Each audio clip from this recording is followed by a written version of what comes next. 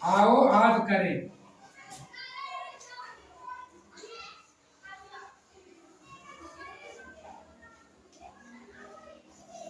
देखिए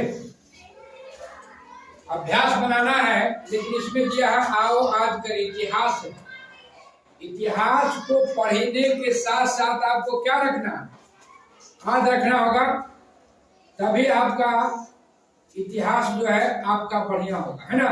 याद नहीं रखेगा, एक कान से सुनिए कान से निकालिएगा तो नहीं होगा। अब है पहला क्वेश्चन है वस्तुनिष्ठ प्रश्न। नंबर 1 में है वस्तुनिष्ठ प्रश्न, है ना। इसमें है पहला क में है कि सम्राट अशोक कहाँ का शासक था, है ना। सम्राट अशोक कहाँ का शासक था, तो आप लिख लीजिए। इसमें दिया गया ऑप्शन में काशी, वैशाली, मगध, कलिंग। मगध लिख लीजिए।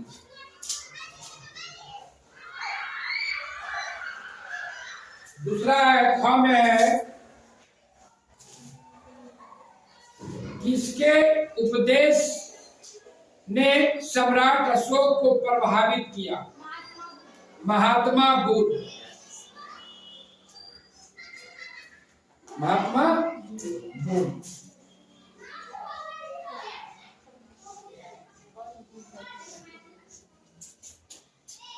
तीसरा है अशोक के साम्राज्य में शासन का उच्च अधिकारी होता था। उच्च अधिकारी होता था तो लिख लीजिए अमात्य। अमात्य आधा अमात्य मंत्री होते है ना, उसको आज हम लोग मंत्री बोलते हैं ना, उच्च अधिकारी हुआ करते है ना। उसके बाद लिखिए किस युद्ध को जीतने के बाद अशोक का मन दुख से भर गया, तो लिख लिया कलिंग।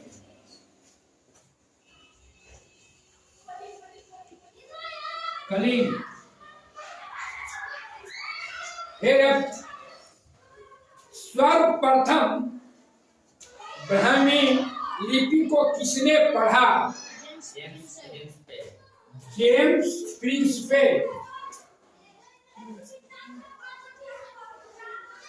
जेम्स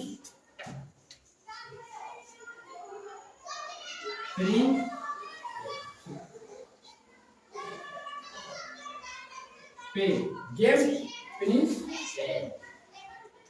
हो गया, उतार लिए।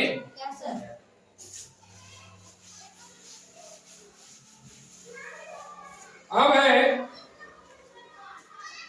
निम्नलिखित सही वाक्यों के आगे नो एवं गलत वाक्यों के सामने क्रॉस का निशान लगाना है ना।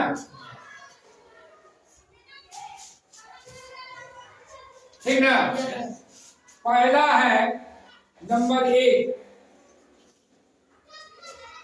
तक्षशिला उत्तर पश्चिम और मध्य के लिए आने वाले मार्ग था। ये सही है, सही का टिक मारिए। दूसरा है सम्राट अशोक ने अपने संदेश पुस्तक में लिखवाए थे, नहीं पत्थर पर लिखवाए थे। क्या हो जाएगा, दूसरा गलत हो जाएगा। तीसरा है कलिंग बंगाल का प्राचीन नाम था, नहीं गलत है ना। कलिंग जो है अभी उड़ीसा में पड़ा। फिर है चौथा अशोक के धाम में पूजा पाठ करना अनिवार्य था, सही इसको करिए आप, है ना। धम मतलब धर्म होता है ना, संस्कृत में है ना धम कहा जाता है, इसे धर्म है ना। उसके बाद है पांचवा 1837 ईस्वी में जेम्स प्रिंसपे नामक अंग्रेज विद्वान सर्वप्रथम ब्राह्मी लिपि को पढ़ा, सही में सही कर दीजिए, पांचवा सही।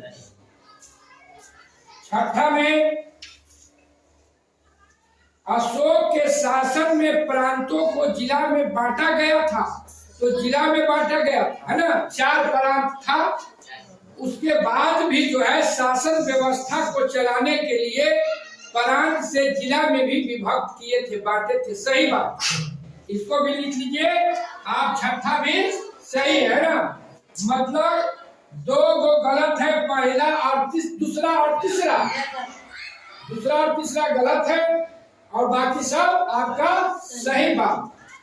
अब है निम्नलिखित प्रश्नों का उत्तर एक वाक्य में दीजिए, एक वाक्य है ना। सम्राट अशोक की राजधानी कहाँ थी? पाटलिपुत्र। कहाँ थे? पाटलिपुत्र, पटना में है ना, वर्तमान पटना में था, है ना। दूसरा है आज कलिंग भारत के किस राज्य में है? उड़ीसा राज्य में। अशोक के धम्म में निहित अच्छी बात को लिखें। अशोक के धम्म में मतलब धर्म में क्या था? बड़ों के आदर, छोटों को प्यार, है ना, और सभी जीवों को आदर करिए का कार्य था कर वसूल। भारत का राष्ट्रीय चिन्ह कहाँ से लिया गया?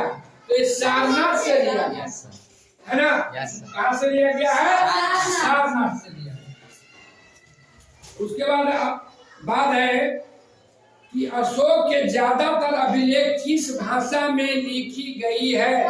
ब्राह्मी लिपि, है ना। चर्चा करें, आप इतिहास पढ़िएगा तो चर्चा करना जरूरी होता है, और चर्चा से बहुत सा इतिहास जो आप जानिएगा जो किताब में भी नहीं है ना। एक दूसरे से चर्चा करना।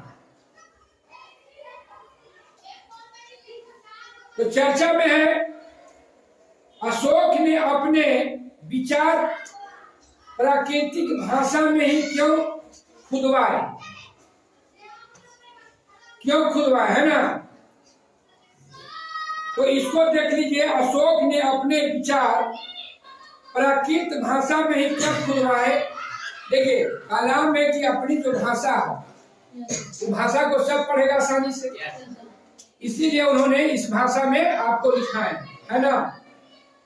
उसके बाद है कि अशोक के शासन की कौन कौन सी बातें आज के प्रशासन में भी दिखने को मिलती है, चर्चा करें। जैसे आज देखें जो शासन व्यवस्था है ना, 4 तरह से चलती है, कार्यपालिका है, विधायिका है, न्यायपालिका है, शासन व्यवस्था, है ना। अब मान लिया कि जैसे राज्य स्तर पर मुख्यमंत्री है, मंत्री होते हैं, है ना, भी सभी विभाग के मंत्री हैं। फिर क्या है, जिला स्तर पर पदाधिकारी हैं, संभालता है, प्रखंड स्तर पर है। उसी ढंग से अभी का करना है। और उस समय भी मंत्री थे, उस समय भी संभालता थे, कर वसूलने वाले अलग थे, पूजा काट। तो उसी ढंग से आपको इसको अपने से करना। देखिए जो आप प्रश्न उत्तर करिएगा अपने से बनाइएगा, वो आपके लिए होगा। हम जो लिखवाएंगे वो हमारा लिए होगा। परीक्षा देने जाइएगा तो लिखा रहता है विद्यार्थी यथासंभव अपने शब्दों में उत्तर दे। इसको बना लीजिएगा आप लोग, फिर हम लोग देख लेंगे। तीसरा है अशोक अपने से पहले आने वाले राजाओं से किन किन बातों में अलग लगते थे? पहले के राजा जो आपको इनसे पहले था, जैसे बताया गया था ना आपका मगध का ही राजा के बारे में पिछले अध्याय में, है ना। इस सबसे पहला जो राजा बने थे बिंबिसार, उसके बाद अजातशत्रु, है ना। फिर बने थे उज्जैन बने थे, फिर चंद्रगुप्त मौर्य बने, है ना, धनानंद बने। तो इन सब के जो शासन व्यवस्था, इनकी जो शासन व्यवस्था क्या अंतर था?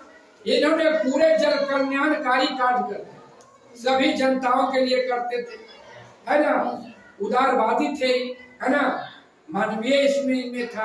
तो ये सब सारी चीज को आपको लिखना है।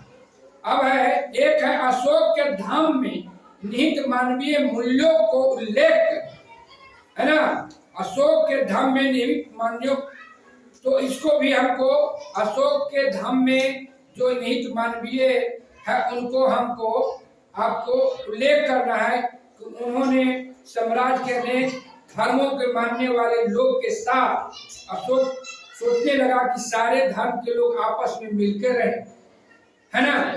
उन्हें सोचे उनके धर्म का सबसे बड़ा सिद्धांत था कि बड़ों को आदर किया जाए, है ना, और उनकी आज्ञा का पालन किया जाना चाहिए। बड़ों को भी अपने छोटे के साथ क्या करना चाहिए, अच्छे व्यवहार करना चाहिए। ये क्या था इनके धर्म नीति था, जो धर्म था धर्म वाला उसमें क्या था, इसी चीज को कहता है कि अशोक के धर्म में निहित मानवीय मूल्य होते। क्या है मानवीय मूल्य, है ना। बड़े को आदर करिए, छोटे को प्यार करिए, है ना, आज्ञाकारी होना चाहिए। ये सब क्या था उनकी धर्म नीति में, है ना। इसके साथ साथ इनका था सभी जीवों को आदर करे, किसी भी जीव को मारना नहीं चाहिए, अहिंसा नहीं करनी चाहिए। ये क्या था इनकी मानवीय मूल्य, है ना। बीमार लोगों को सेवा करिए, पीड़ित लोगों को सेवा करिए, है ना। और अपने धर्म के प्रचार में संयम से बोलना चाहिए। अपने धर्म के गुणों को बढ़ा चढ़ाकर कहना या दूसरों धर्म को बुराई करना क्या है, गलत था। इनका ये धर्म नीति था, है ना। तो इस तरह से आपको ये हो जाएगा, आपको इसका, है ना। आगे बढ़े, आओ करके देखें, आओ करके देखें क्या करना है, करके देखें। किसको करना, हमको, आप लोग को करना, बच्चे को करना। क्या कर, उन पुस्तकों को सूची बनाओ जिन पर अशोक चक्र आपको मिलता है। उस पुस्तकों को सूची बनाइए जिस पर आपको ये अशोक चक्र मिलता है। अशोक चक्र आप लोग समझ रहे हैं ना, ये कहाँ मिलता है, आप लोग को बताइए। राष्ट्रीय ध्वज जो आपका तिरंगा उस पर आता है ना, का आपको जो संविधान का पुस्तक है उस पर भी है ना। उसी ढंग से आप एक सूची बनाइए कि कौन कौन से पुस्तक पे हमको अशोक चक्र बना हुआ मिलता है। बनाइए, लोग खोजिए, जैसे बताया विपिन। अब है अशोक के धर्म में कौन कौन बातें को जोड़ना चाहेंगे आप कौन से बातें जोड़ना चाहेंगे उसमें। आप जो उनका नीति था, जो उनका धर्म था, उस धर्म में आप कौन कौन से जो है आप धर्म को जोड़ना चाहते हैं। फिर है कहता तीसरा पृष्ठ संख्या 86 पर अंकित मानचित्र को देखकर बिहार में अशोक से जुड़े अभिलेखों को सूची बनाइए। कितना में, पृष्ठ 86 में। अब देखिए पृष्ठ 86, पृष्ठ 86 आप लोग निकालिए, निकाले, हाँ।